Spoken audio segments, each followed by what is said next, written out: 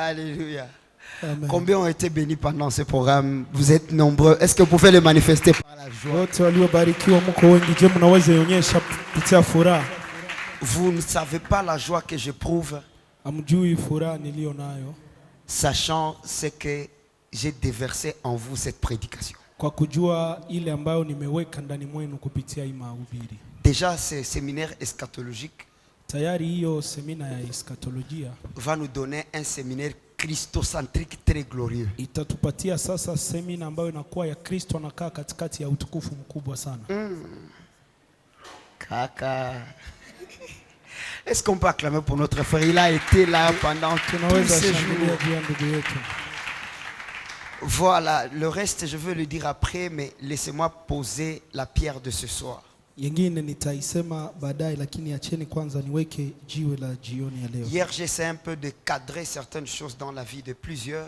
Jana nimejaribu kusawanyisha mambo fulani katika maisha ya walio wengi. Et j'ai reçu beaucoup de remerciements pendant tout ce mois. Vous m'écriviez, courage papa, nous sommes bénis, nous sommes édifiés. Tous ces messages-là j'aimais, mais il y a un message que je n'aimais pas. Na nilipokea ujumbe nyingi sana za kunihimiza, na mwezi mzima mlikuwa mnaniandikia, lakini kuna ujumbe moja ambao sikupenda.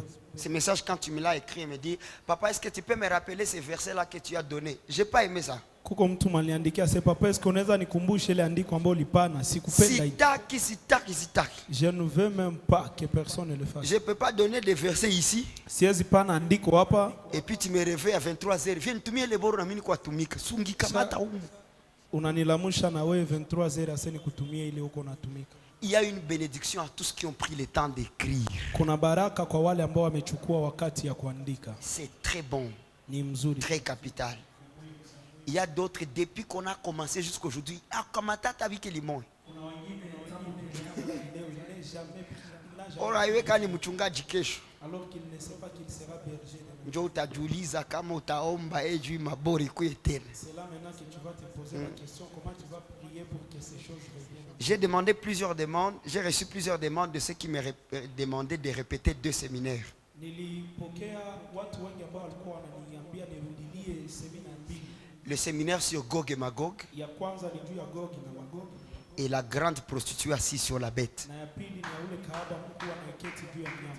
Il y a beaucoup de personnes qui m'ont demandé de revenir à ça. Watu wengi sana wameniomba nirudie katika. Et moi j'augmenterai le bonus de marquer du sceau divin. Na mimi ndaongeza sasa bonus kidogo ya waliotiwa chapa la. Mais marquer du sceau divin, maintenant je viendrai parler sur le Saint-Esprit. Lakini waliotia chapa. Parce que je sais que vous en avez besoin. Nitazungumzia sasa Roho Mtakatifu kwa sababu najua mnahitaji. Le Père, Baba, merveilleux, vous le connaissez déjà. umeshamjua tayari.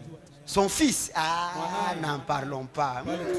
Ça coule comme de l'eau. Inashuka kama maji. Là où vous avez encore un peu de Kwenye mungali na shida kidogo. le Saint-Esprit. Roho Mtakatifu.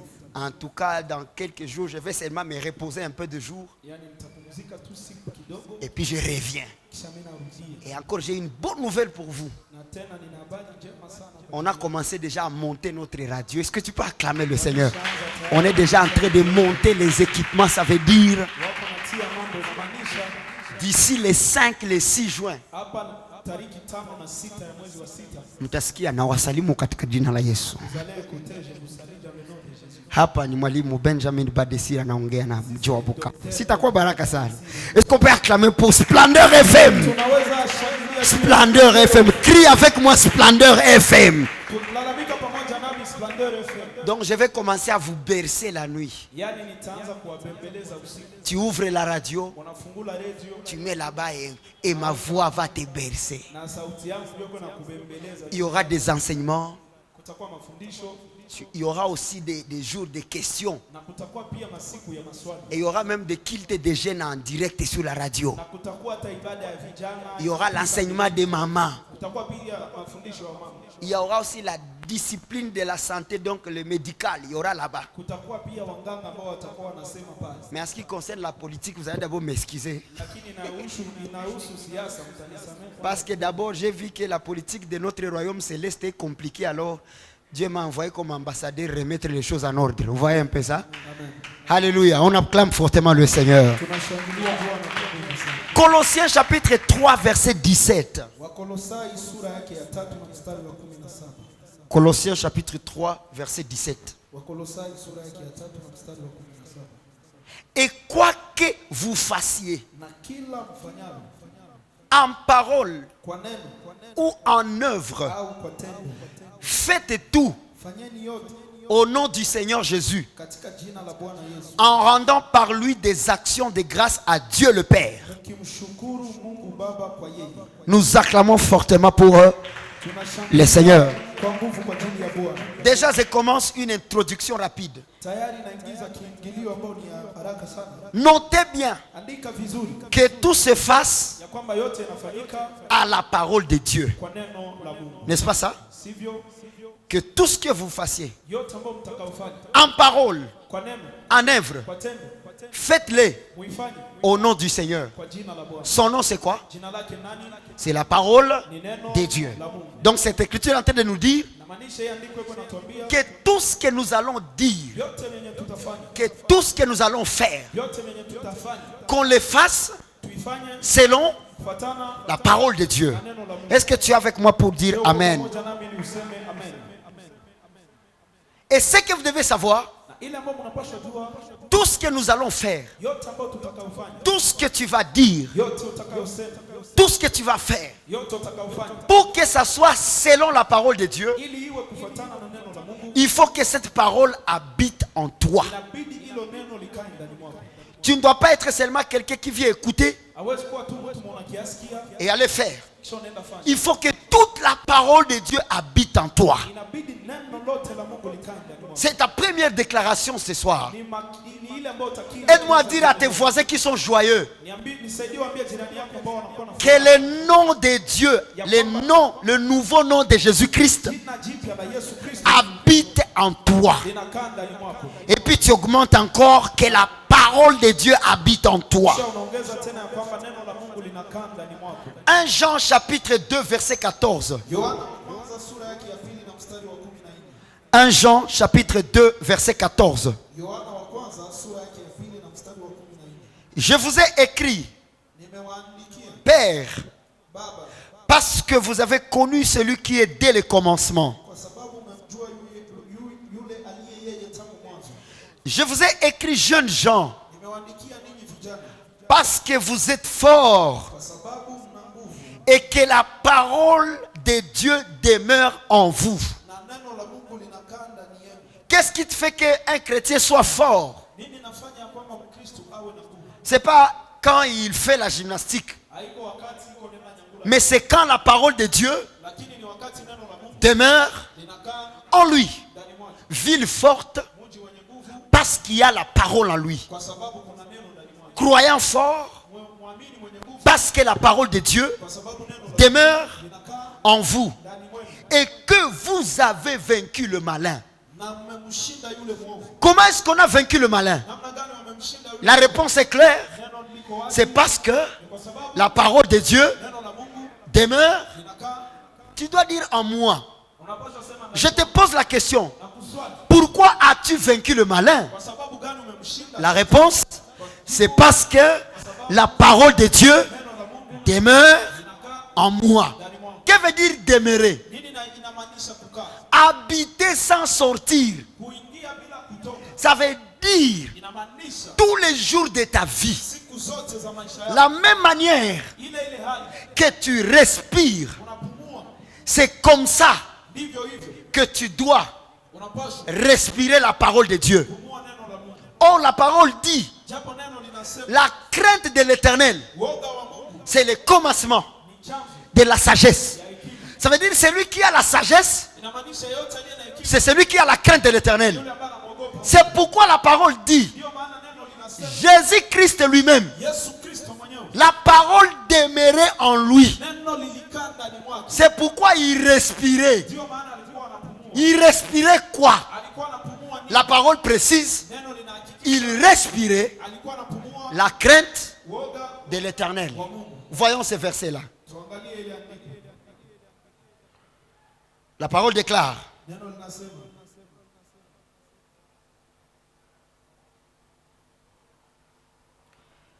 la parole déclare ceci. neno linasema hivi.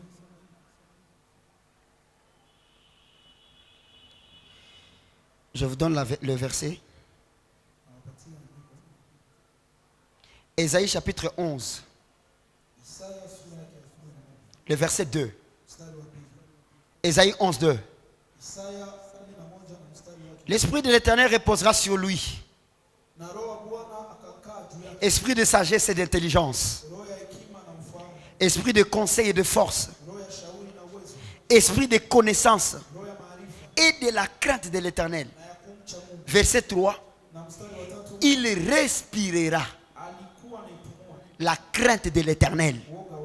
Il ne jugera point sur l'apparence. Il ne prononcera point sur un oui-dire.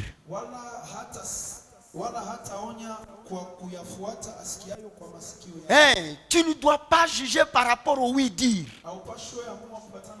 Tu ne dois pas faire. Tu ne dois pas agir. Tu ne dois pas parler selon le oui-dire. J'avais écouté tel serviteur dire.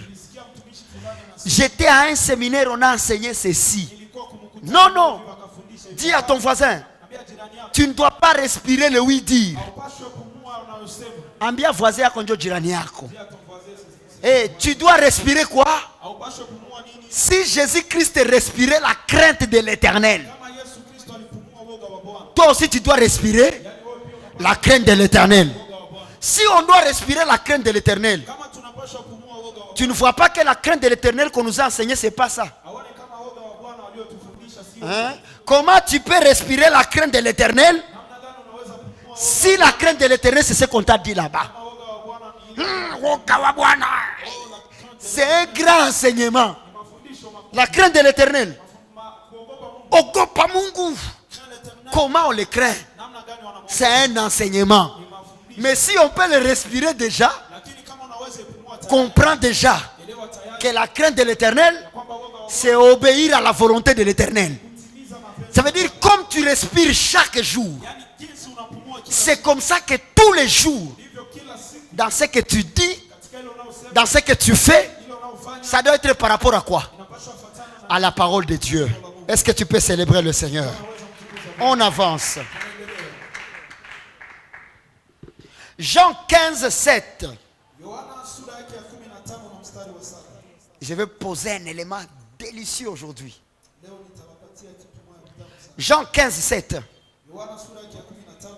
Si, c'est une question là-bas. Ici on dit, si vous demeurez en moi et que mes paroles demeurent en vous, demandez ce que vous voudrez et cela vous sera accordé. Voici l'écriture qui donne à l'église le secret de l'exaucement. Tu veux être exaucé. On peut te dire, wewe unaifanya zambi, Mungu hatajibu maombi yako. Unajua kuna wengine mahitaji inalomba ufunge mpaka upaye le prix. Et là Dieu va t'exaucer. Cette écriture nous montre la seule condition pour qu'on t'accorde tout ce que tu demandes. Jésus-Christ est en train de dire, si vous demeurez en moi et que mes paroles demeurent en vous, demandez. Et tout ce que vous demanderez, on vous l'accordera. Ça veut dire l'exaucement. À combien de conditions? Deux conditions. Première condition, si vous demeurez en Christ. Et deux, si mes paroles demeurent en vous. Donc nous sommes en Christ et que sa parole est en nous. Tu vas me poser la question, pasteur, j'ai beaucoup de choses à demander et je veux que ça soit accordé. Montrez-moi rapidement comment on demeure en Christ. Je veux savoir. Est-ce que c'est écrire Jésus-Christ sur tous mes habits? Est-ce que c'est marcher en train de dire Jésus-Christ, Jésus-Christ, Jésus-Christ, Jésus-Christ? Que veut dire demeurer en Christ? La parole va nous répondre. La parole va nous répondre.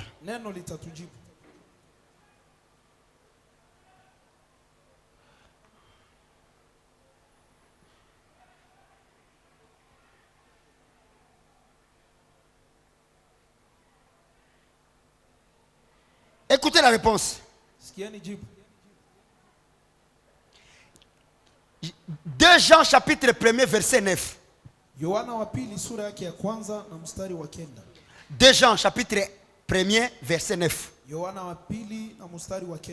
Quiconque, ça ne concerne pas un homme de Dieu ou qui, on dit quiconque.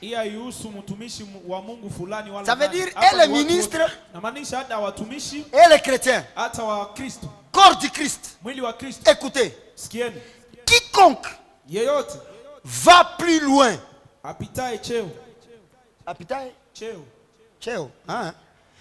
Quiconque va plus loin et ne demeure pas dans la doctrine de Christ n'a point Dieu. Celui qui demeure dans cette doctrine a le Père et le Fils. Ça veut dire demeurer en Christ, c'est marcher selon les enseignements de qui? De Jésus-Christ. Tu ne demeures pas en Christ parce qu'on t'a baptisé au nom de Jésus-Christ. Non.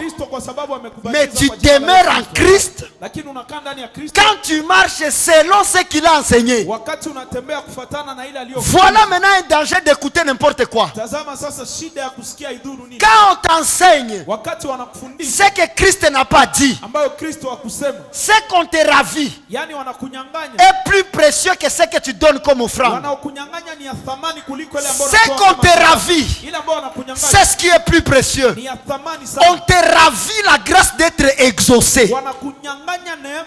Seulement quand on t'enseigne ce qui est contraire à l'enseignement de Christ, on te dépouille de cette étiquette d'être exaucé. Parce que celui qui est dans l'enseignement de Christ, il a le Père et le Fils. Or, étant en Christ, nous avons été adoptés. Nous parlons comme des fils. Et là, le Père exauce. Maintenant, si tu n'es pas dans l'enseignement de Christ, priez pendant 48 heures. Demandez avec des jeûnes et des retraites. Tu ne recevras pas. Écoutez maintenant l'écriture qui dit: vous ne recevez pas ce que vous demandez parce que vous avez prié mal. Et on nous a dit prier mal. C'est commencer à prier sans se repentir. C'est commencer à prier sans appeler le sang de Jésus. Non, non.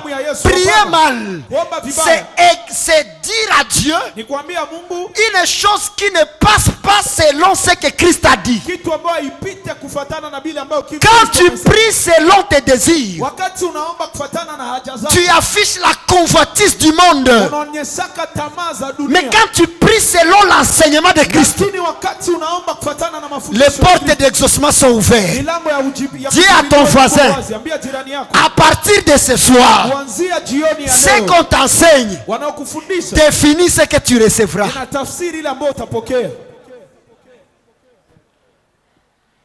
Usisumbuke tena. Ne te sec plus. Ne souffre plus. En vouloir forcer les choses. Seulement que la parole de Christ demeure en toi. Est-ce que vous jouez quand la Bible dit tout ce que vous demanderez? Vous savez qu'elle dit tout ce que vous demanderez. Est-ce qu'on met l'exception de quelque chose? Je wanatia kando kitu fulani. Ça veut dire même quand tu as l'enseignement de Christ Inamaanisha wakati una mafundisho ya Kristo et que tu dis Seigneur fais de moi un milliardaire, na unaambia Kristo ni Bwana nifanye miliarderi, Dieu le fera. Mungu ataifanya. Pourquoi? Kwa sababu gani? Parce qu'il connaît Kwa sababu anajua que ayant la parole de Christ en toi, ukiwa na neno la Kristo ndani mwako, tu connais que tout ce qu'il te donnera tu partageras. unajua ya kwamba yote atakayokupa utagawanya. Quelqu'un écoute ce que je suis en train de Je, dire? kuna mtu anaelewa ile ambayo niko Même nasema? quand tu dis Seigneur Hata wakati unasema Bwana bénis-moi, nibariki, il te donnera. atakupatia. Parce que tu connais Kwa sababu que unajua quiconque est béni, ya kwamba yote ambaye c'est pour anabarikiwa répondre à ses besoins ili ajibu kwa mahitaji et aux yake besoins des autres. na mahitaji ya wengine. Mais ukonakia baba Toi tu viens paix, nibariki, bénis-moi. nionyeshe majirani kasiko Je mwenzabo. dois montrer aux voisins que je ne suis pas égal à eux. Hautashawishi Mungu makope yako. Tu ne vas pas corrompre Dieu dans tes copes là. Ambia ile karibu yako Mungu atembee mu ujinga. Dis à ton Niambilia voisin, hivi Dieu, Mungu Dieu ne marche pas Mungu dans atembee mu l'ignorance. ujinga. Atakupiga sambla ambako utawaza hakwake. Amen. C'est là que Jésus-Christ aussi va dire, Na ni hapo ndipo Yesu Kristo pia atasema, mon Père prend de ce qui est à moi. Baba yangu anachukuaka iliyo ya kwangu. Et il fait quoi? Na anafanya nini? Et il vous donne. Anawapatia. Nani mwabatapatia? À qui on va donner? C'est celui qui est. Ni yule ambaye iko, Ça veut dire demeurer en Christ, inamaanisha kukaa ndani ya Kristo. c'est marcher selon Ni kutembea kufuatana les enseignements na mafundisho de Christ. ya Kristo. Et maintenant, Na sasa, et si mes paroles, na kama maneno yangu, mais vous écoutez, mnasikia? il ne dit pas ma parole, Aseme neno langu pour que ce soit la parole de Dieu seulement. ili iwe neno la Mungu Il tu, dit hapana.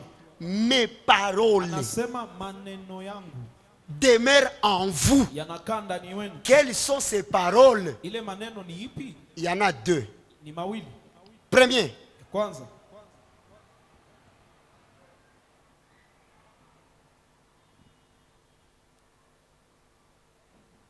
première chose, jambo la kwanza, Romains chapitre 6 verset 17. Warumi sura yake ya 6 na mstari wa 16. Je vous montre les paroles. Naonesha maneno. Romains 6, 17. Warumi sura yake ya 6 na Mais mstari wa grâce 16. soit rendue à Dieu Lakini Mungu na ashukuriwe de ce que après avoir été esclave du péché, kwa maana mlikuwa watumwa wa dhambi, vous avez obéi de tout cœur mlitii kwa mioyo yenu yote à la règle des doctrines ile namna ya elimu dans laquelle vous avez été instruits. ambayo mliwekwa chini yake. Quand on parle des paroles, Wakati wanazungumzia première maneno, chose, kitu ya kwanza on parle de tout ce qui concerne les règles de la doctrine. wanamaanisha ile yote ambayo inahusu hali ya mafundisho Ndani yako. en toi. Deux, Pili ce sont les instructions ni maagizo des apôtres. ya mitume.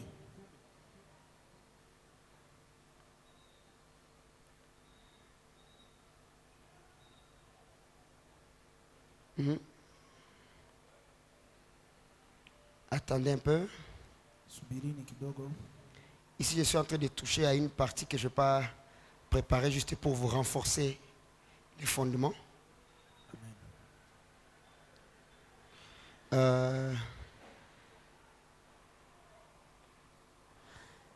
1 Thessaloniciens chapitre 4 verset 8. Tesalonike wa kwanza sura yake ya 4 na mstari wa 8. 1 Thessaloniciens 4 8.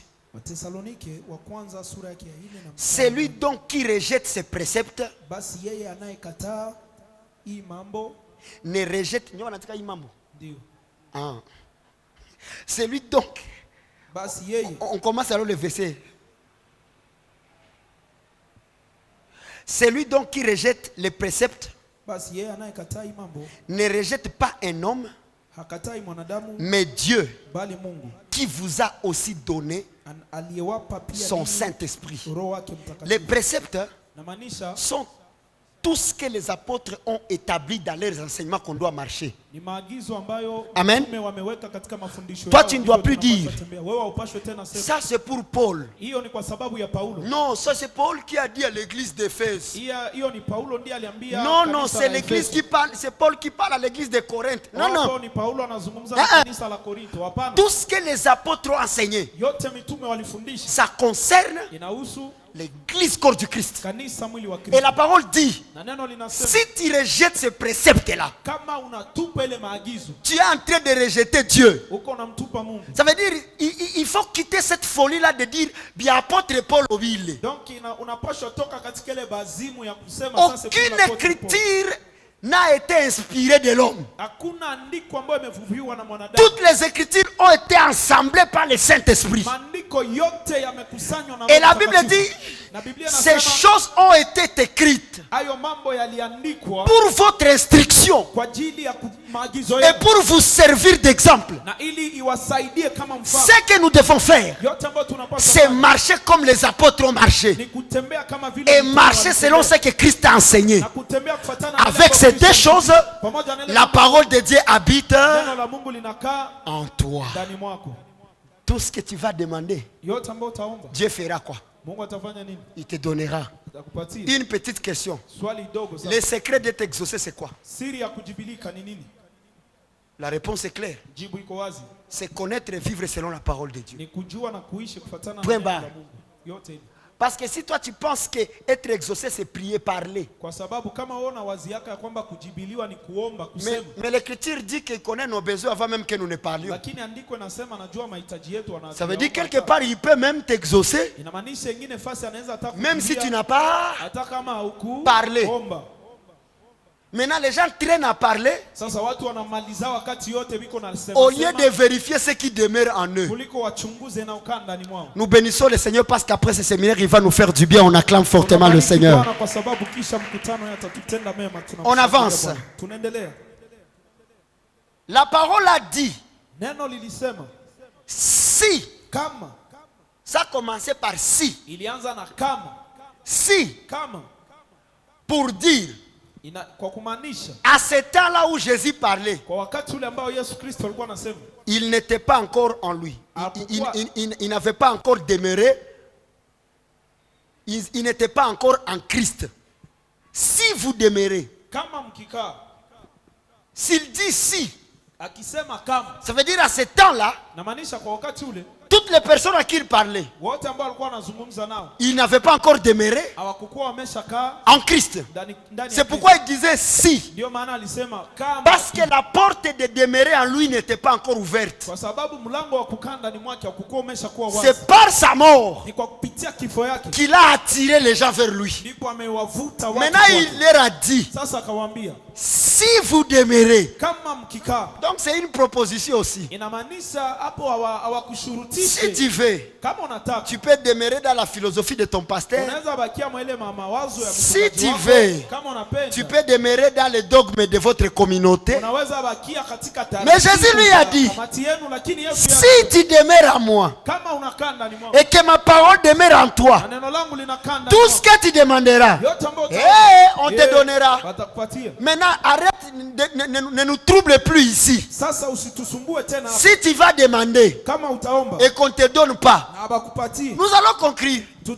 tutamalizia kusema Ces frères ici, huyu ndugu hapa pendant toutes ces années, kwa hii miaka yote ils ne demeurent pas en Christ. akae ndani ya Kristo Et la parole de Dieu na neno la Mungu ne demeure pas en lui. akae ndani mwake. Si hatutasema tena sasa haukufunga haukuomba, On va plus jamais dire que tu n'as pas gêné, tu n'as pas prié. tukiona tu wewe uko ule ule, Si on voit que toi tu ne changes pas, wale Rabbi ne change pas, vile uko ule ule, hatutasema kama ulilainiwa. on va pas dire que tu es maudit. Tutasema viwili. On va dire des choses. Cette sœur ici Huyu dada n'est pas en Christ. haiko ndani ya Kristo Et la parole de Dieu na maneno ya Mungu ne demeure pas haikae en lui. ndani mwake. Et donc, Na yani si pendant ce séminaire, kama kupitia nous hii avons semina, chassé la tour de Babel tumefukuza et nous mwana wa t'avons Babeli, chargé de la parole de Dieu, na tumekujaza neno la Mungu. je t'annonce des exaucements dans tout ce que tu vas demander au nom de Jésus. Majibu katika yote ambayo utaomba kwa Dis jina à la ton voisin, n'aie plus peur de demander. Ambia jirani yako usiogope Parce tena que tu kuomba. demeures en Christ. Kwa sababu unakaa katika Tu Kristo. es dans l'enseignement christocentrique. Uko katika mafundisho ya Kristo. Kumbi fungulo ni mafundisho. Haiko kuomba sana. Kamata fungulo ya kiroho. Prends la clé. Hanza fungula milango. Commence à ouvrir les Hapana. portes. Non. Siri ni moya Jeremie. Il y a un seul secret. Ni nini mtoto wangu? C'est quoi mon fils? Ikae wapi? Ndani yako. Asante sana. je vous ai dit quand il a dit si, Kwa sababu gani niliwaambia kama alisema kama il n'était pas encore en lui. hawakukuwa wameshakuwa ndani mwake. Jean 16, 23 va le confirmer. Yohana sura yake ya 16 na mstari wa 23 itaihakikisha. Jean 16, 23. Yohana 16 na mstari wa 23. En ce jour-là, Tena siku ile vous ne m'interrogerez plus sur rien. hamtaniuliza neno lolote. En vérité, je vous le dis. Amini amini nawaambia, Ce que vous demanderez au Père, mkimwomba Baba neno lolote, il vous donnera à mon nom. atawapa kwa jina langu. Il a dit ce jour-là. Alisema siku ile. Ça veut dire le temps qu'il parlait. Inamaanisha wakati alikuwa anazungumza, Il ne pouvait pas encore demander. hawangeweza kuomba Parce que les noms kwa sababu jina par lesquels ils vont recevoir, ambao kupitia hiyo watapokea ils ne les connaissaient pas encore. hawakuwa wameshajua tayari. C'est pourquoi il va leur dire, Ndio maana atawaambia ce jour-là, siku ile vous ne m'interrogerez plus rien. hamtaniuliza tena kitu. Regarde ceux qui l'ont interrogé. Angalia wale waliomuuliza. Nous qui avons tout laissé Shebe tuliacha sasa et nous yote. t'avons suivi. Kisha tukakufuata. Question. Swali. L'autre vient. Mwingine anakuya. Montre-nous le Père. Tuoneshe asi baba. Et cela nous Na suffit. ile natutosheleza. Question. Swali. Père, Seigneur, Bwana. qui est le plus grand dans le royaume? Nani ndio mkuu Ils sana avaient katika toutes ces ufalme? questions Yaani walikuwa na ile maswali parce yote. que la parole de Christ Kwa sababu neno la Kristo n'était pas encore en eux. alikukua tayari Les ndani mwao. noms ne leur étaient pas encore révélés. Jina wakukuwa wameshaifunua. Mais il a dit en ce jour-là, Lakini alisema siku est-ce ile. que nous aussi aujourd'hui, Je sisi pia nous leo allons dire en ce jour-là, tutasema siku ile. nous, pour nous, Sisi kwetu le nom est déjà jina lipo révélé. limefunuliwa. Les noms tayari. par lesquels nous allons demander. Jina ambayo kupitia hiyo tutaona. C'est à toi maintenant Ni kwako sasa de demander. kuomba. Ndio maana siko napenda ni babebe mabitu ya maombi mrefu na muyayua banaomba. Raison pour laquelle je ne voulais pas vous amener Il faut trop kwanza dans les unayua. prières alors que vous ne savez pas comment est-ce qu'on Banaomba doit prier. kae. Vous devez savoir d'abord comment on doit prier.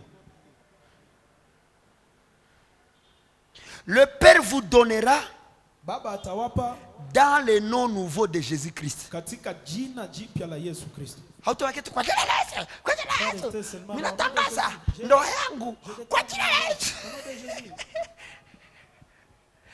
Qu'est-ce que la parole dit par rapport à un mariage? Nini neno linasema kufuatana na ndoa? Neno linasema, La parole dit femme soyez soumise. mwanamke uwe mwenye kutii. Ukijiangalia Donc quand tu te regardes, hauna soumission. tu n'es pas soumise. Maki ataanza kwa jina la Yesu. Si tu commences à dire, Watakwambia on te dira demande selon ces noms-là. lomba kufuatana na ile jina. Et quand toi tu sais que on demande selon la parole Na wakati unajua kwamba wanalombaka kufuatana na et que la parole demande que je sois soumise, na neno linalomba niwe mwenye kutii, que je m'habille décemment, nivae mambo ya mawe Avec yananisitiri, pudeur. pamoja na heshima. comme tu marches selon la parole. Gisi tu unatembea kufuatana na neno, Et les hommes eux-mêmes vont commencer à dire, banaume bo peke bataanza ambiana, la sœur là a changé, ule dada ashabadilika, elle est devenue sérieuse. ashakuwa Eh bwana, anakuwa mariable bwana. ashakuwa Et kuolewa ile sasa. kanisa splendeur inamubadilisha bwana. Yes, splendeur Tu la vois, Jésus. comme la parole de Dieu t'a changé. Unaona gisi tu neno la Mungu limekubadilisha. Haiko tu ba Kristo ndio wanaonaka vrai chéri. Ce ne sont pas seulement les chrétiens qui voient des Na vrais chéris. mupagani anaweza penda awe mwanamke mwanaiwa Mungu. Même Ka un huyu. païen peut vouloir se marier Eh. à une femme qui connaît Dieu. Si Parce que tutaona, kwa sababu on va voir, on va voir, tutaona elle se respecte. dada Elle anajiheshimu. est sérieuse. Hein? Anajiheshimu. Ça va s'amener de soi. Bio peke Mais litapeleka. attends, Baki, toi Jackson, mina kuloa sa samaki. Viens ici, au nom de Jésus. Hakuna kitu. Hakuna kitu.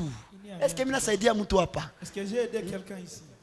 Wewe ulosha kumbatana na mama zabao. Mazabao za kwetu. Tu es là avec Hata ule les wake, hôtels, il faut des waulize. hôtels. Shanga. Tu dois les demander. Shanga, Jwani ule wake? Shanga, pourquoi tu te maries pas? Kisha sasa utabangalia wote.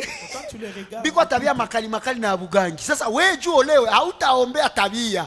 Wewe utaacha njoo. amen. Na kitakusaidia kuacha ile tabia ni nini? Ce qui va te Que tout ce que vous fassiez, que tout ce que vous disiez, que ça soit selon la parole de Dieu. Dawa ni moya dada. Kwa wale wadada wote waliokesha, pour toutes ces sœurs, acheni kutoa sadaka na kufunga nguvu za giza. arrêtez de donner des offrandes. Commence à vivre seulement selon La parole de Dieu. Anzeni tu kuishi kufuatana na Comment neno la une fille en Christ doit être. namna gani binti katika Kristo wanapaswa. Wanaume wote pekee watasema huyu ashabadilika huyu. L'homme lui-même dira c'est rachat. Mais ile maombi yako.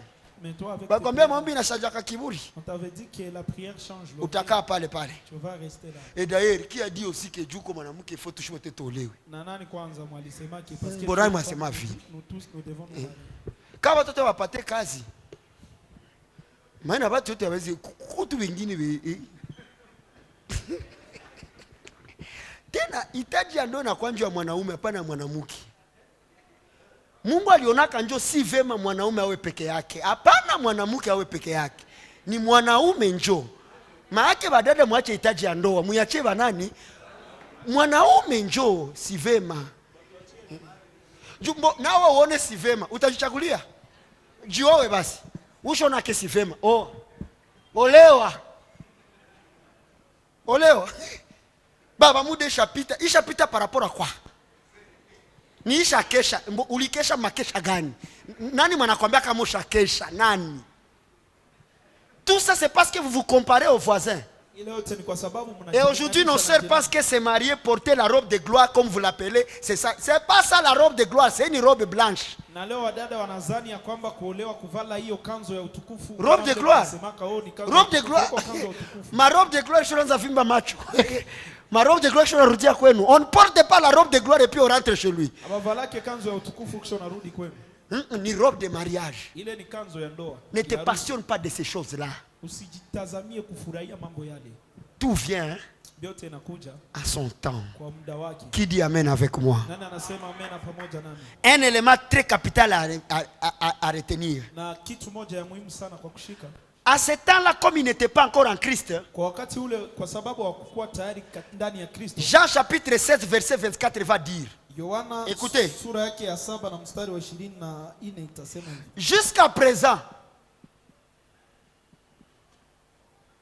Jean 16 24, jusqu'à présent, vous n'avez rien demandé à mon nom. Demandez et vous recevrez, afin que votre joie soit parfaite.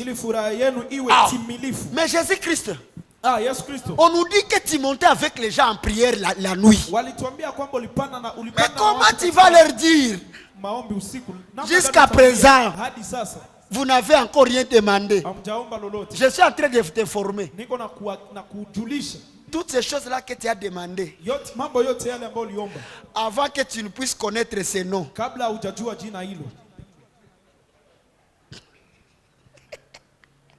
Kappa. Et c'est pourquoi aujourd'hui, toutes nos églises sont devenues des centres hospitaliers de requête. Ya mahitaji. Mahitaji zinayala. Bakwenda, bakuzala, bakuoa, bakutumika. Mais mahitaji iko plein. C'est là que vous allez voir un séminaire qui a un thème qui ressemble à apporter l'exaucement. Plein. Haiko plein juu wanapenda. Biko plein juu walishaka omba. Habajibiliwe. Moi, il y a des chrétiens qui ne sont pas dans les séminaires parce qu'ils sont au travail. Ils sont en voyage. On comprend qu'ils sont occupés. Mais maombi ya mahitaji. Mais la prière de requête. Et on va même te dire 20 jours de prière nanjo 20 requêtes. Leo naanza ya kwanza baba franga baba. Franga baba siku ya pili baba mazarau baba mazarau inapita. Nako vingine metuko tunageuza hitaji kumbe habita badirikaka. Et il y a d'autres choses qu'on transforme en requête alors que ça ne changera jamais. Kukua mkristo ya malisa kama mateso inaisha. Être chrétien ne signifie pas d'ailleurs il a dit à cause de moi. Le monde vous haïra. Baba nipe kibali baba. Baba mazarau inapita baba. Ikuzaraulika tu. La méfiance seulement. Utazaraulika. On va te mépriser, on va te négliger. Ka una franga. Si tu n'as pas l'argent. Utazaraulika tu. On va te négliger. Moi naza juu kiomba ndio teshimika. Toi tu penses que parce que tu pries on va te respecter. La parole dit. par ta richesse, kupitia utajiri wako tu te feras beaucoup des amis. utakuwa na marafiki Mais wengi, à cause de ta pauvreté, lakini juu ya umaskini yako même l'ami intime te trahira. hata rafiki wa ndani atakusaliti. Wewe unakuwa unaandika trahison, trahison, hauna kitu. Tu es là écrit trahison, trahison, tu n'as rien. Wanaanza wanakusalitia juu ya nini? Toi tu penses pourquoi on te trahit? Tu sais, la nourriture des hypocrites, c'est jusqu'à quand tu réponds à leurs besoins. Unajua chakula ya wanafiki ni hadi pale unapojibu. Tant qu'ils trouveront ce qu'ils cherchent chez toi, Wakati watapata wanaotafuta tu ne kwako, connaîtras pas qu'ils sont des hypocrites. hautajuaka kama ni wanafiki. Kosa kidogo, Manque seulement un peu, tu verras. utaona. Kuko vitu vingine, Il y a d'autres choses. bon, ça veut dire Mkristo agonjwe. Comme par exemple un chrétien tombe malade. Est-ce que ukigonjwa ni laana? Donc si tu es malade, tu es maudit. Hapana. Non? C'est normal que tu tombes Inawezekana tu ugonjwe. malade. Ndio.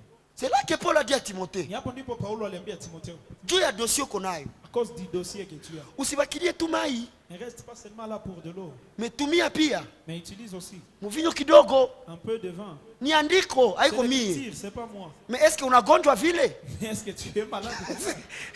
Tu souffres de ça aussi. Unaona kwa wakristo kwa kufia na bazimu, Tu vois là où le chrétien meurt par un faux enseignement, de la folie. Kupitia mafundisho mabaya, anakufa kekingilikuwa dawa. il meurt là où il y avait le médicament. Il y a des églises là où on ne fait jamais de perfusion. Kuna makanisa ambao ndani mwake Si seulement tu as l'anémie. kama tu uko na anemia. Aseme Mungu asipokuongezea damu utakufa. Mungu anaongezea damu gani? Oh, si Dieu ne t'augmente pas les sangs, tu mourras. Comment Dieu Ukiongezewa damu unabeba roho ya ule mtu. Si on Hapana. t'augmente les sangs, tu prends l'esprit de cet homme. Hapana. Non. Bana kutilia damu na uyafaa kosa. On te donne les sangs et tu n'as pas péché. Sasa vile mimi ni gonjwa hapa. Donc comme si je tombais Banaambia malade, mzee. on me dit vieux. Kwa wanaanza sasa juu mimi vile hivi make mimi na kwa dozere wa dashi. Il y a ceux qui pensent que Kumbe mimi parce yangu que sikunyaki. j'ai pris comme ça, ça Juu veut mimi dire naangalia que je yuko suis mkichwa wangu nikiongeza kodoze nilivoma. Ni bazimu tu kabisa. Banaambia ke nikikunywa hiki ndapona. Si on me dit que si je prends ça, je sais. Na banaweza nitilia hata mchupa hapa. Et on peut mettre ça. Na niko na bahubiri na niko kwa utukufu wa Mungu juu nipone. Je suis en train de vous prêcher, je prends ça juste pour que je sois guéri. Siko naongea juu ya pombe. Je ne parle pas de la boisson, non. Niko naongea juu ya dawa. Je parle du médicament. Kwa mwingine mtu dawa ya mayane shakwa bulozi. Il y a un autre là, quand il prend des médicaments traditionnels, ça devient la Non, sorcellerie. non. Hapana. Haiko bulozi. Haiko, c'est Mimi pas la sikuse sorcellerie. dawa ya maani. Moi, je ne touche pas aux médicaments. Nani maliziumba? Naturel. Ni mlozi wa tata yako ndio aliziumba. C'est ton grand-père qui a créé Tout ce que Dieu a créé. Yote ambayo Mungu La aliumba. Bible dit c'est pour que nous le prenions avec Biblia inasema action de grâce. ni ili tuikamate na tendo la shukrani. Sisi tunziwa na mayane. Oh, je ne peux pas accepter comme Utatuziwa na des nini? médicaments naturels. Na ile dawa unakunyaka ni mayane mzungu alishageuza. Même ces médicaments-là que tu prends, ce sont des médicaments. Est-ce que tu peux dire amen avec moi? Dieu unaweza sema amen. Kusale kabako mwambie toka mubujinga. Touche ton voisin, Dieu lui sort de l'ignorance. Uko nashinda kunywa mayane uponye sumu, mais uko navala mayane juu upate dawa. Upate ndoa. Relation gani entre mayane na ndoa? Wewe tushajifunga kwa ragala hapa. Ça t'aide à quoi? Kwa jifunga kwa mama yani huko mfumo. Que chaque chose soit faite selon la lumière des Écritures. Mambo yote yafanyike kufuatana na nuru ya maandiko. Tout ce que nous demanderons selon ce nom-là, Yote ambayo tutaomba kufuatana na jina ile, Dieu nous le donnera. Mungu atatupatia hayo. Notez bien, Andika vizuri. c'est le point que je voulais toucher ce soir. Ni point ambayo nilitaka niguse jioni leo. Il y a un grand problème Kuna kuwa shida kubwa sana lié au baptême. ambayo inaambatana na ubatizo. Répète avec moi, baptême. Rudia pamoja nami ubatizo. Un grand dossier. Kuna shida kubwa sana. Tu le connais, non? Unajua sivyo? Moi, j'ai été baptisé au nom de Jésus-Christ. Oh, mimi nimebatizwa kwa jina la Yesu Kristo. Moi, j'ai été baptisé au nom du Père, du Fils et du Saint-Esprit. Mimi wamenibatiza kwa jina la Baba, Mwana na Roho Quand tu arrives Mtakatifu. ici, on te dit, Wakati unafika kwa kama nakwambia, hujabatizwa kwa jina la Yesu, si tu n'as pas été baptisé au nom de Jésus, hautaenda mbinguni. tu n'iras pas au ciel. Na wewe ulibatizwa kwa jina la Baba, Mwana na Roho Mtakatifu, Et toi qu'on a baptisé au nom du Père, Fils et du Saint-Esprit, haujabatiziwa. tu n'as pas été baptisé Juu haiko jina. parce que c'est pas le nom. Bon, okay, haiko jina. D'accord, c'est pas le nom. Sasa jina ni nini? Maintenant le nom c'est quoi?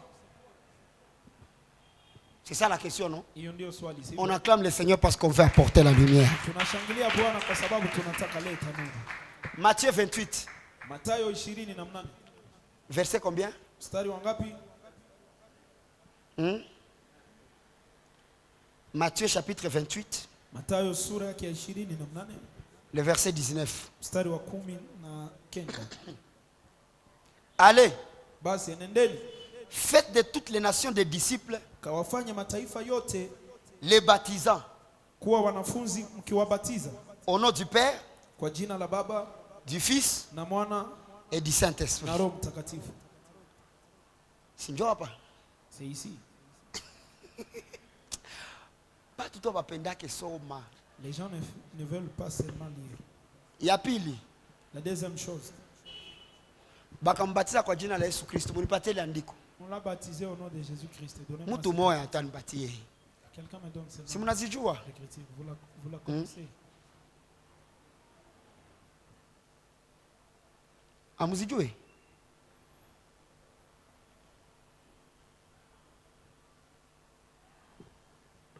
Acte 2:38. Matendo 2 na mstari wa 38. Acte 2:38. Matendo 2, Pierre leur dit, Petro akamwambia, répentez-vous tubuni, et que chacun de vous kibatizwa kila moja, soit baptisé kibatizwa kila au moja nom de Jésus-Christ kwa jina lake Yesu Kristo, pour le pardon de vos péchés pate ondoleo la dhambi et zenu, vous recevrez nanyi mtapokea le Saint-Esprit. kipawa cha Roho Mtakatifu. Les uns disent, Wamoja wanasema Jésus-Christ a dit ça. Yesu Kristo alisema hivi, Les autres, wengine mais les apôtres lakini mitume ont baptisé au nom de Jésus-Christ. walibatiza kwa jina la Et Yesu nous Kristo. sommes assis Na tunakaa dans l'enseignement katika mafundisho des apôtres. ya mitume. Maintenant, tu baptisiwe ae. Sasa comment est-ce qu'on va être baptisé? John akutana sa pasteur anabatiza na shusha sauti. Et là tu retrouves maintenant quand le pasteur veut baptiser, Basisikie nini atasema pale. il baisse la voix pour qu'on ne puisse pas écouter ce qu'il va dire là-bas. Leo utayua. Aujourd'hui tu connaîtras. Écrit d'abord, Andika kwanza, baptiser. batizeni. Baptiser veut dire Kubatiza purifier inamaanisha kutakasa. ou bien immerger comme vous connaissez, comment vous dites. Immerger, purifier. Inamaanisha kuzamisha wala kutakasa. Est-ce que tu es avec moi? Je uko pamoja nami? Je prends cette partie-là. Na chukua ile kipande ile. Cette partie-là que je vais toucher. Et puis je te laisse partir à la maison. Itagusa tu pale kisha na kuacha urudi nyumbani. Pale kubateme pale. Amen. Acte chapitre 4, Matendo sura yake ya 4, verset 12. mstari wa 12. Acte chapitre 4, verset 12. Matendo 4 na mstari wa 12. Il n'y a de salut en aucun autre, Wala hakuna wokovu katika mwingine. car il n'y a sous les cieux Hawa yote kwa maana hapa chini ya nchi aucun autre nom hakuna lengine jina qui a été donné parmi les hommes ambalo lilipewa miongoni mwa wanadamu, par lesquels ambalo kupitia nous devons être sisi sauvés. tutaokolewa.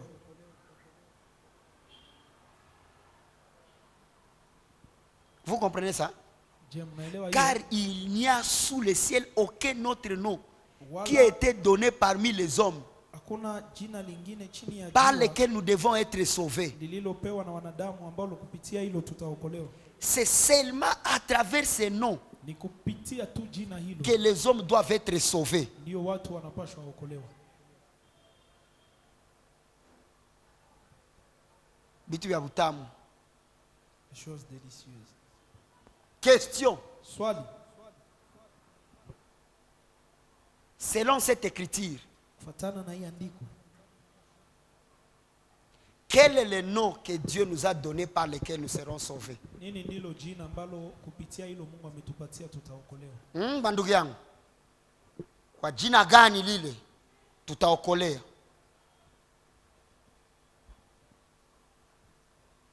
Lile jina lileta wokovu ni jina gani? Selon là qui apporte les salis. C'est quel Mbona nom? mnalijua? Vous le connaissez? Amnipermettre mimi nibaulize. Vous me permettez moi de vous poser la question moi.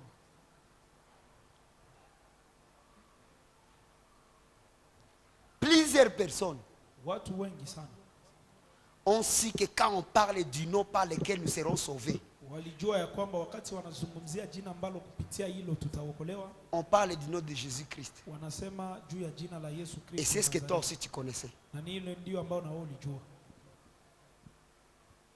Ce n'est pas le nom de Jésus-Christ qui donne le salut, Si jina la Yesu Kristo ndilo linatoa wokovu, mais c'est le nom qu'il a donné après, qu'il a reçu après sa mort. lakini ni jina alilopokea kisha kufa kwake. Et donc, ce qui conduit au salut, Na yani ile ambayo inaongoza kwenda kwa wokovu c'est la parole de Dieu. ni neno la Mungu. C'est par là que vous allez commencer à comprendre. Ni pale ndipo mtaanza elewa. Ata bakubatize Même si on te kwa baptise jina la Baba, au nom du Père, la Mwana du Fils na la Roho Mtakatifu. et du Saint-Esprit, Ata kama banakubatiza même si on te kwa baptise jina la Yesu Kristo, dans le nom de Jésus-Christ, kama bayakubatiza mwa ile jina, si on t'a pas baptisé dans ce nom-là, hakuna wokovu. il n'y a pas du salut. Manake kama bayakuzamisha Donc si on t'avait pas fait noyer muneno la Mungu, dans la parole de Dieu, munaanza nisikia, vous commencez à me comprendre. mungana nangala na kurembwa, mtaelewa. Écoute ce que Jésus dit ici. Sikia ambayo Yesu anasema hapa. Jésus-Christ dit ici, wosha kama tu bateme ni kutia mumai. Ndio tunayo batizo. Wewe ukisema tu batizo maana mangweta lobana. Hapana. Yesu alishabatiziwa na Jean. Jésus est déjà baptisé par Jean. Mais il dit qu'il y a un autre baptême qu'il doit recevoir. Lakini anasema kuna wengine ubatizo. Lisons cette écriture ensemble. Tusome hii andiko pamoja. Il dit ceci. Anasema hivi. Il déclare ceci. Anasema hivi. Luc chapitre 12 verset 50. Luka sura yake ya 12 na mstari wa 15. Luc 12 50. Luka 12 na mstari wa 15. Il est un baptême dont je dois être baptisé.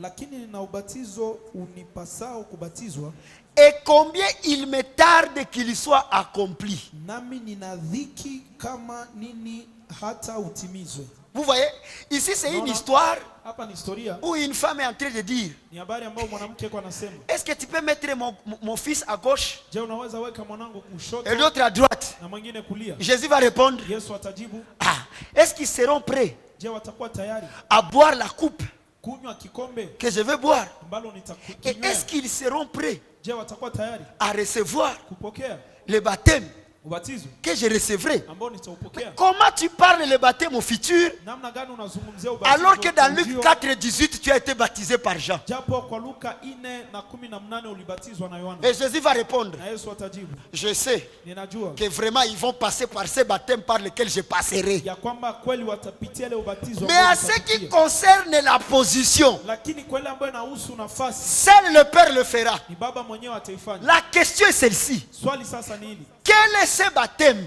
ile ubatizo que Jésus-Christ disait ambao Yesu Kristo alisema que ça traînait de venir ya kwamba ilichelewa et kuja qui doit s'accomplir? na inapaswa timizwa? Il parlait Alizungumzia de sa mort. kifo chake. C'est pourquoi andiko takiasema, Ndio maana l'écriture viendra dire, nous avons été baptisés dans la mort de Christ. tumebatizwa katika kifo cha Kristo. Uko unanisikia? Est-ce que tu écoutes ça? Ça veut dire, Inamaanisha Romains combien? Verset. Warumi sura yake ya 6. Munipe andiko. Donnez-moi l'écriture. Romains chapitre 6. Warumi sura yake ya 6. Romains chapitre 6. Warumi sura yake ya Verset. na mstari Verset combien? Verset 5. mstari wa 5. Verset combien? 4. Nous avons donc été ensevelis. Romains 6, 4. Yani tulizikwa pia Avec lui pamoja naye par le baptême en sa mort. kwa njia ya ubatizo katika mauti yake, Afin que, kusudi kama comme Christ est ressuscité des morts Kristo alivyofufuka katika par wafu la gloire du Père, kwa njia ya utukufu de wa Baba, même nous aussi, vivyo hivyo nasi nous marchons tunaenenda en nouveauté de vie. katika upya wa uzima. Vous comprenez? Munaelewa? Ce n'est pas ce baptême de l'eau Haiko ile ubatizo ya maji qui nous donne la nouveauté de vie. ndio inatupatia Ah, maisha. mais c'est le baptême en Jésus-Christ. Lakini ni ubatizo. Quel est ce baptême? C'est sa mort Ni kufa kwake et sa na résurrection. ufufuko wake. Écoute maintenant cette écriture encore, ça va ajouter. Hii andiko. Bamingi balipata ubatizo ya mai bakarate hii. Nombre avait eu le Ndio baptême maana de viko l'eau, gisi ils ont viko. raté ça. C'est pour cela ils sont comme ils sont. C'est le baptême qui produit la régénération. Ni ubatizo ambao inaleta ile kutenda tena upya. Kubadilishwa. Mabadiliko. Parole na déclaré hivi. Neno inasema hivi. La parole déclare. Neno linasema. Tite chapitre 3. Tito sura yake ya 3. Verset 5. Mstari wa 5. Tite 3, 5. Tito sura yake ya 3 na mstari wa 5. Il nous a sauvés. Alituokoa. Non à cause des œuvres de justice Si kwa sababu ya matendo ya haki que nous aurions faites, ambayo tungetenda, mais selon sa miséricorde, bali kwa rehema yake, par le baptême de la régénération kwa kuoshwa kwa kuzaliwa kwa pili et le renouvellement du Saint-Esprit. na kufanywa upya na Roho Mtakatifu. Vous voyez, le baptême de la régénération Mnaona ubatizo wa kufanyika n'est upya pas produit par l'eau. haitendeke na maji. Haiko ile mai ya kulaki, C'est pas l'eau de la haiko mai ya kupisine. c'est pas l'eau de la piscine Njo unazaliwa kiumbe upya. que là tu deviens une So nouvelle natokaka. créature. Quand tu sors, Mukristo mupya, bon chrétien, kiumbe kipya baba. bon créature, baba, Hey, unazaliwa upya. Non, tu es né de nouveau. Hapana. l'eau ne donne pas la nouvelle vie, Maji haipane maisha mapya. mais le baptême de la régénération, Lakini ubatizo wa mabadiliko c'est celle qui est fait ndiyo ambayo imefanyika au nom du Père, kwa jina la Baba, du Fils la Mwana et du Saint-Esprit. na la Roho Mtakatifu. Le nom était au Père, Jina lilikuwa kwa Baba, le nom de mon Dieu. jina la Mungu wangu. Il l'a donné comme le nouveau nom du Fils. Akaipatia kama vile jina Et jipya le la Mwana. Saint-Esprit est venu témoigner ce nom-là. Na Roho Mtakatifu alikuja kushuhudia jina Donc hilo. le baptême au nom du Père, du Fils et du Saint-Esprit Ni ubatizo kwa jina la Baba, Mwana na Roho n'est Mtakatifu. pas la formule que tu confesses quand tu baptises. Haiko ile mbinu ambazo unazifanya ili Mais ubatize. quand tu plonges quelqu'un Lakini wakati unazamisha dans la parole de Dieu katika neno la Mungu et qu'il croit, na anakomala, il est régénéré. anabadilishwa, Il devient une nouvelle créature. anageuka kiumbe kipya. Le nom du Père, du Fils et du Saint-Esprit, Jina la Baba, Mwana na Roho ça ne Mtakatifu veut rien dire d'autre haimaanishi yenyewe que la parole isipokuwa neno de Dieu. la Mungu. C'est pourquoi vous allez voir Ndio maana mtaona celui qui est baptisé en ça, mwenye alibatiziwa mumaji c'est celui qui meurt ni yule ambaye anakufa et il ressuscite. na anafufuka. Maintenant, recevant le baptême d'eau, Sasa kwa kupokea ubatizo wa maji, qu'est-ce qu'il est en train de confesser? nini iko anakiri? La parole va nous dire. Neno litatuambia, La parole va nous dire. neno litatuambia, La parole va dire ceci. neno litasema hivi.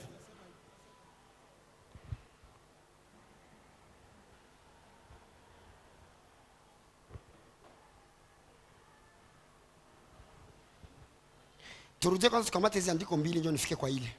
1 Pierre 1:23. 1 Pierre 1:23. Petro wa kwanza sura yake ya Puisque kwanza. vous avez été régénérés. Écoutez. Vous avez été régénérés. Habatata yata mai. Kwa maana mmezaliwa mara ya pili. Ndio si wasema kule. Yeah. Ah, hivi iko bien sana. Kuregenere ndio kuzaliwa. Mara ya pili. Shetuliwa kama ukishaingia mumai unazaliwa. Kumbe iko hata vile. Tuangalie si tulikuwa régénérés. Puisque vous avez été régénérés, Kwa kuwa mmezaliwa mara ya pili, non par une semence corruptible. si kwa Amen. mbegu iharibikayo, Mais par une semence incorruptible. bali kwa Quelle ile semence? isiyoharibika, Par la parole vivante et permanente de Dieu. kwa neno la Mungu lenye Vous uzima comprenez? lidumulo hata milele. Pour être régénéré, Inamaanisha ili uzalike il upya faut quoi? inabidi nini? Il faut la parole Neno vivante la uzima et permanente de Dieu. Mais le seul nom, c'est la parole de Dieu. C'est quand on est baptisé dans cette parole-là, qui est un nom. C'est là maintenant que tu es transformé. Vous me comprenez? Njoo utakutana wengine C'est là que tu verras d'autres. juu abatiziwe, Pour qu'il soit baptisé, banamtia mbele ya kanisa. on le met devant l'église. Wapendwa, tunataka kubatiza huyu ndugu, Mes frères, on veut baptiser ses frères. mais tulitafuta wauliza, On voulait d'abord vous demander, munakubali au hamukubali? vous acceptez ou vous n'acceptez pas? Kama kwa mtu mmoja anadenia kalalamika sikubali, S'il y a quelqu'un à qui tu dois le dire non, je n'accepte pas. banapita mkartie baulize tabia On yako, passe dans les quartiers pour Juba demander nawaza son comportement parce qu'ils pensent que si on te plonge dans l'eau kama wakikuingiza katika maji et que tu ne changes pas, na ubadilike, unapatisha kanisa haya. tu causes à l'église la honte. Maintenant il faut bakuone sérieux, Donc ils doivent te voir sérieux njo bakubatize. pour qu'ils puissent Or te ile baptiser. seriosité Alors que la sérénité là, haitokani na témoignage ya watu. ne vient pas du témoignage des gens. Ule mutu Cet homme-là, mumubatize kwanza mujina, baptisez-le d'abord dans les noms mbele mumuingize avant de l'introduire Mumai. dans l'eau. parce que baptiser de l'eau sans baptiser par le nom, c'est juste une douche froide. Kwa sababu kubatiza katika maji na hujabatiza kwa neno, ulienda tu munawisha ni maya. Que veut dire baptiser? Nini inamaanisha kubatiza? Kuzamisha. Inamaanisha plonger. Mutamubatiza katika lile jina, Vous allez le plonger dans ce nom-là. le nom de mon Dieu Jina la Mungu wangu qui est devenu mon nom. ambayo imekuwa jina langu. Et il a aussi fait que le Saint-Esprit le possède. Na alifanya ya kwamba Roho C'est pourquoi le Mtakatifu Saint-Esprit est venu confirmer ce que Jésus a enseigné. ndio maana Roho Mtakatifu amekuja kuhakikisha ile ambayo Il vous confirmera ce que je disais. atawahakikishia ile ambayo Et il vous conduira dans toute la vérité. atawaongoza katika Or, kweli la yote. parole de Dieu, Japo neno la Mungu c'est ça la vérité. ndio ukweli. Si on l'appelait Kama wangeita esprit de vérité, roho ya ukweli, c'était une manière de l'appeler ilikuwa hali ya kumwita esprit de la parole de Dieu. roho ya neno la Mungu. Ça veut dire même l'esprit, Inamaanisha hata roho il avait ce nom-là. alikuwa na jina hilo. Même le fils, c'est devenu son nom. Et c'est venu de qui? C'est venu du Père. Maintenant baptisé Sasa au nom du Père, kwa jina la Baba, Fils et Saint-Esprit, haiko formule de baptême. c'est pas le formule Ni kuzamisha mukristo lakini c'est plonger le chrétien ndani ya neno. dans la parole.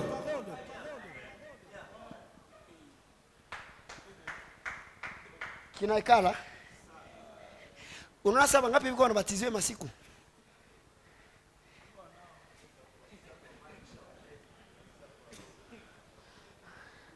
Tuanze kwanza kwa mai. D'abord par l'eau. Aïe aïe aïe. Faites de toutes les nations Fanyeni mataifa yote mes disciples. kuwa wafuasi wangu. Batagioka ba disciples aé. Namna gani ils deviendront des C'est quand disciples? ils sont baptisés. Aïe aïe, Ni aïe, aïe. wakati wamebatizwa. La condition d'être disciple, Shurti ili uwe mfuasi c'est être baptisé ni kubatizwa dans la parole de Dieu. katika neno la Mungu. Mais fujo tu zinaanza. Mie balisemaka kwa Baba na Mwana na Roho Mtakatifu na we kwa jina la Yesu. Ndafika pale pourquoi on baptisait, on disait au nom de Jésus-Christ. Je vais arriver là pourquoi on baptisait en disant le nom de Jésus-Christ. Salimia kwanza ile karibu yako mwambii uniulizie aye. Salut d'abord ton Je voisin et demande-lui. umebatizwa katika lile jina? Est-ce que tu as été baptisé dans ce nom-là? Banaangalia tu ufiasha toka maziwa shakuwa na 17 ans, anaweza sasa batiziwa. Cette fille a déjà la poitrine. Yuko nakutana itoto iko inalomba tu miaka iende maziwa ivimbe. Tu anayua sasa tumabore tatoka. Mimi naingia wapi? Mumai. Kumbi bateme ya maana Le vrai baptême, anaweza ipata il peut le recevoir na matiti même hayatoka. sans avoir les seins.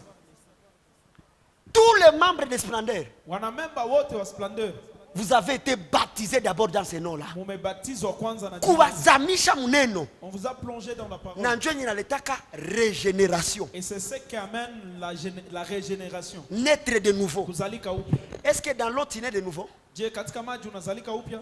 Réponds-moi. Nijibu. Maintenant, ile mai ni symbole gani? Alors l'eau là, c'est quel symbole? Lis avec moi cette écriture. Soma pamoja nami hii andiko.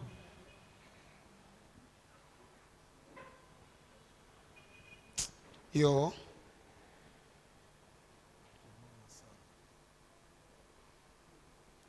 La parole dit ceci. Neno linasema hivi. 1 Pierre chapitre 3 verset 21. 1 Pierre 3 21. Petro wa kwanza sura yake ya 3 na mstari wa 21. Cette eau maji yale était une figure du baptême. Ilikuwa ni kielelezo ya ubatizo. Ilikuwa mfano wa ubatizo. Écoutez, qui n'est pas la purification des souillures du corps. Soma kule. Mfano wa mambo hayo ni ubatizo. Unaookoa ninyi pia siku hizi. Sio kuwekea mbali uchafu wa mwili, okay, bali jibu la dhamiri safi mbele za Mungu. Si njoo niseme na mimi nisome hapa mu français. Kwa kufufuka kwake Yesu Kristo.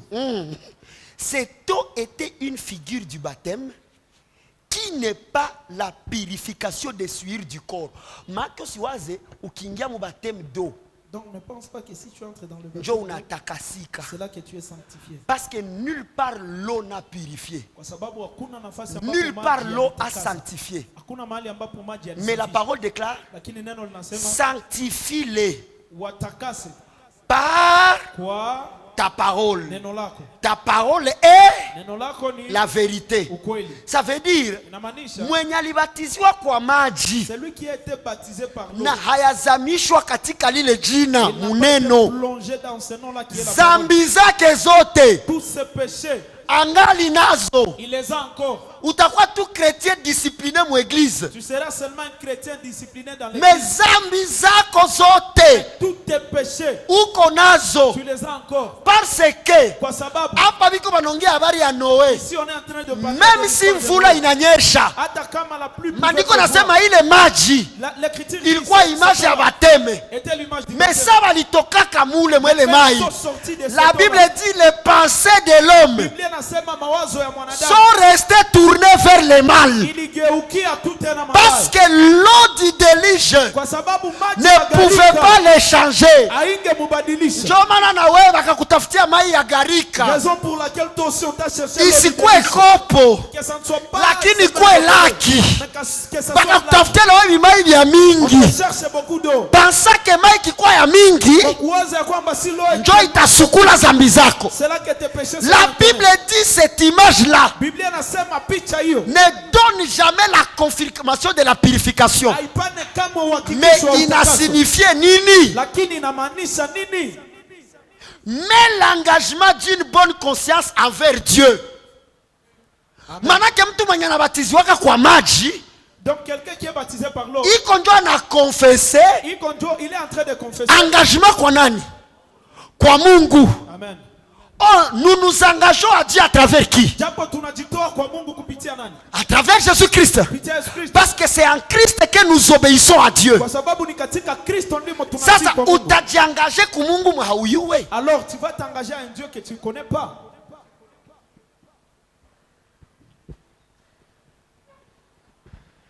Oh, ababatiziwe mara pili. Nani safi? On ne baptise pas deux fois. Qui a dit ça? Baptême ziko mingi sana. Il y a beaucoup de baptêmes comme les sana. Yesu ashakunya ya mai anaita tena kifo ni baptême. Jésus a déjà pris l'eau, mais il dit encore que la mort c'est le baptême. Baptême ya mai ya Yesu, et puis le baptême d'eau de Jésus, haikutusaidia kata kukitu. Ne nous a rien servi. Pose-moi la question pourquoi? Ni swali kwa sababu gani? Il faut demander tous ceux qui étaient baptisés par Jean. Inabidi uulize wote ambao walibatizwa na Yohana. Ils étaient baptisés pourquoi? Walibatizwa kwa sababu gani? Tu vas comprendre pourquoi il faut d'abord être baptisé dans ce nom. Écoute ce verset. Unapaswa elewa kwa sababu gani kwanza unapaswa batizwa. Andiko inasema hivi. L'écriture dit ceci. Acte 19:4, je finis par là.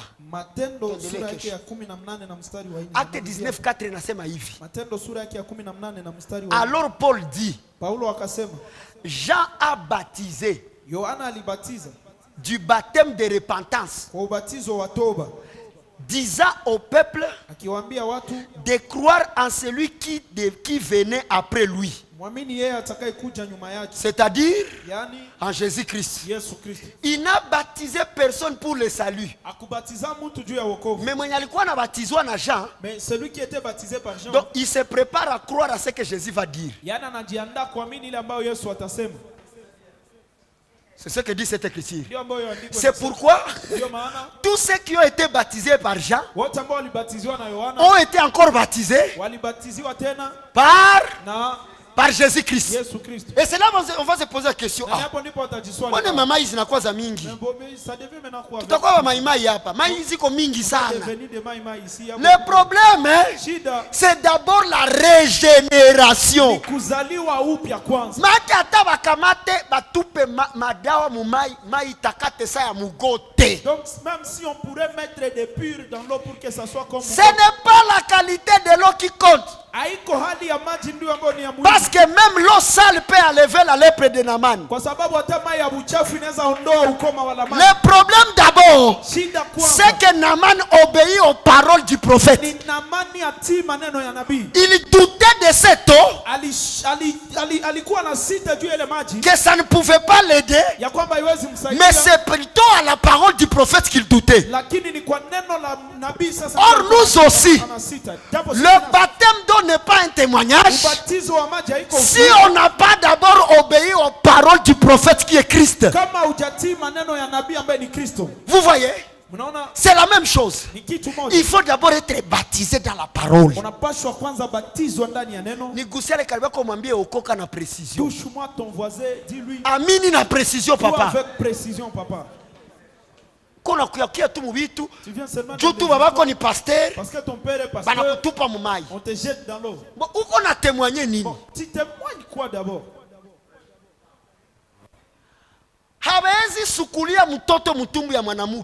On ne peut pas laver ça c'est fort. Dans le ventre. Il faut kwanza mtoto anatoka après kutoka ndio banafanya nini? Tu dois d'abord naître de nouveau. Oro ile kuzaliwa upya kakoro ikachezesha kichwa Nikodemu. Alors que naître là de nouveau avait troublé la tête de Nikodemu. Akamwambia mie na hii uzee yangu. Il lui avait dit moi avec ma vieillesse. Est-ce que ndarudia tena mtumbu ya mamangu? Comment je vais revenir? Yesu akamjibia inabidi uamini Masihi aliyetumwa na Mungu. Jésus lui avait répondu tu dois croire au Messie. Ça veut dire kuzaliwa upya ni kuamini. Or ile kuamini wanaita ubatizo. Parce que tu vas mourir et ressusciter. Quiconque a eu ce baptême là, il va d'abord célébrer le Seigneur fortement. Voici pourquoi le voleur qui était à la croix, comme il a su que la miséricorde est en Christ, il a été baptisé à ce nom. Quoi qu'il n'a pas été baptisé d'eau, mais le paradis a été ouvert. Mais Jésus-Christ dit, vous les pharisiens, hypocrites, vous êtes des tombeaux blanchis à l'extérieur, mais à l'intérieur c'est la pourriture. Or qu'est-ce qui blanchit l'extérieur? Ce sont les œuvres de la justice. Mais qu'est-ce qui donne la vie à l'intérieur? C'est la parole de Dieu. Si ma parole demeure en vous, ça veut dire les pharisiens, ils aimaient les rituels de l'église. Ils venaient à l'église. Ils allaient aux synagogues. Ils aimaient prier dans des places publiques. Ils portaient de longues phylactères. Ils se rendaient remarquables. Mais en eux, ils n'avaient pas reçu le baptême en ce nom-là. Naweye, ata utowe, ata uombe, ata ufanye mafungo. Kama uyabatizwa mwa ile jina, tu n'es qu'un hypocrite. Mimi naenda kanisa kila siku. Mbona mimi naimba mkorani? Mbona mimi nakuweka protocole? Le problème n'est pas ce que tu fais. Le problème n'est pas ce que tu dis. Mais quoi que vous fassiez, en parole et en œuvre, que que vous le fassiez ulifanye selon la parole kufuatana na neno de Dieu. la Mungu.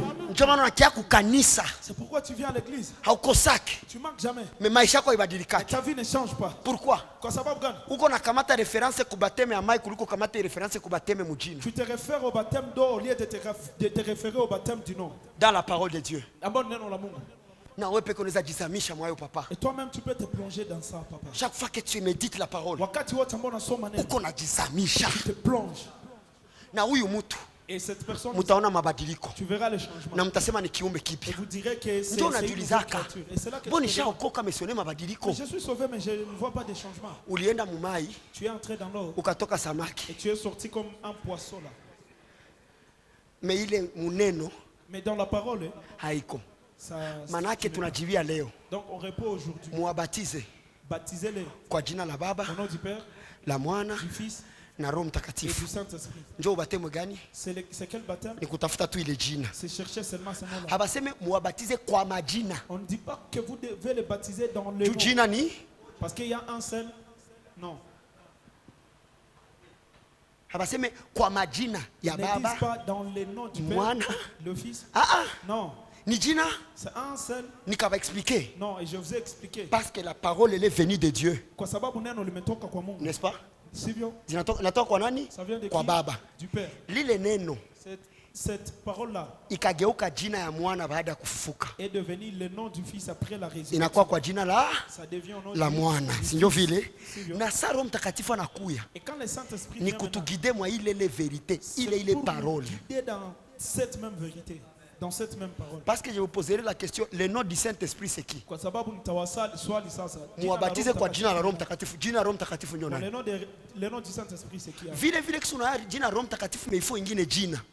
Comme C'est ndio tu vile. sais seulement que le nom du Saint-Esprit, il faut encore un autre C'est nom. comme ça que tu connais le nom de Jésus-Christ na il faut ingine jina. Ndio maana unajua kwamba jina la Ile Yesu jina Kristo njo nini? ce nom-là c'est qui? Si njo neno la Mungu. C'est la parole de Dieu. Ukishabatiziwa mwa ile jina, Si tu es baptisé en ce nom, kyote kenye utaomba tout ce que tu demanderas utakipata. sera donné. On acclame fortement le Seigneur pour sa grâce et pour sa Kwa bonté. sababu ya neema na upendo wa Bwana. Ambia le karibu yako tena amini na precision. Dis à ton voisin encore, tu dois croire avec précision. Maake kasi kulibatizo lizama ngo ya mupya hatuyangaikie. Donc si le jour du baptême, tu, Munachunga siku ya Pasaka njo munabatiza. tu attends le jour de la Mimi Pâque, nabatiza tu kila baptises. siku. Moi je baptise chaque jour. Kila siku mimi nabatiza. Je baptise chaque jour moi. Kukuzamisha mwa lile neno. Je te plonge dans ce nom-là. Kila siku. Je te plonge dans la parole. Njo utakutana bakufundisha mtu mwe wanamsindikiza kumai na mangoma. Raison pour laquelle tu vois on n'a pas enseigné quelqu'un, on l'accompagne alors. Mama ndabatizwa kesho nuzie ngo ya mupya. Maman, je serai baptisé demain. Si ile ngo ya mupya uko apenda bakuzie si njo entrailles de miséricorde. Ces nouveaux habits là que tu veux qu'on t'achète, ce sont là les entrailles. Revêtez-vous Vikeni, des entrailles de miséricorde. Hapana ngo ya mufete. c'est pas l'habit de la fête. Njo Jésus-Christ njo ile nguo. C'est Jésus-Christ qui est cet habit là. Nyo nakutana siku walibatiza mtu wakumuzia nguo kwa mesha. Jua na iwa hii nguo make na signifie Les jours qu'on a baptisé quelqu'un, on a Mukristo baptisé mupya. la- Ba mingi hapa après kupita mwele mai semaine ile semaine sulivutaka ile semaine ukarudia ile degai. Basi nenda mbali ile na kuko mwami na yu alibatiziwa kisha masware bakamlogota mfreji bakamleta saa kupe na njoo alibatiziwa pourquoi banamchomeka mumai me bakumchomeka munini muneno wale watu waliocho ya Yesu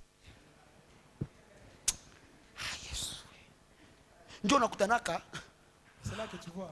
hamonake kwa batemwe biko banabatiza Vous voyez pas là où les témoins baptisent. mais en les voyant Lakini kwa kuwaona ils sont ordonnés selon la parole de Dieu. wanakuwa wenye kunyooka kufuatana na neno la. Pourquoi? Kwa sababu gani? Parce que tous les jours Kwa sababu siku zote mwele neno. wanazalishwa dans la parole. Sasa wewe ushatoka mbatiza kwa jina la Baba na Mwana Mtakatifu, ushaenda sasa kwa jina la Yesu Kristo, haubadiliki. Maintenant toi tu es sorti du baptême du nom du Saint-Esprit de Dieu. Nina kasa muni baptiser kwa jina la Yesu Kristo. Demain je vais parler pourquoi il baptisait au nom de Jésus-Christ. Na kesho nitazungumza kwa sababu gani walikuwa wanabatiza kwa jina la Yesu Kristo. Je vais dire ça. En fait qu'au nom de Jésus, Ili kwa jina la Yesu que tout genou kila goti fléchisse likunjwe et que toute langue na kila ulimi. tunafléchir juu ya nini? Pourquoi nous fléchissons? Juu ya jina ya parole de Dieu. À cause du nom de la Mais parole tuna de Dieu. confessé jina gani? Mais nous confessons quel nom? Nous confessons Jésus-Christ parce qu'il est Tunasema Yesu le Kristo Seigneur. ni Bwana et sauveur. na mkombozi. On a comprendre? Tu comprends? Kesho ndakusaidia. Demain, je vais Shimama tutoe sadaka zetu. Lève-toi, nous allons donner nos offrandes. Nilitaka leo sadaka zikie nyuma ili kwamba niitie kwa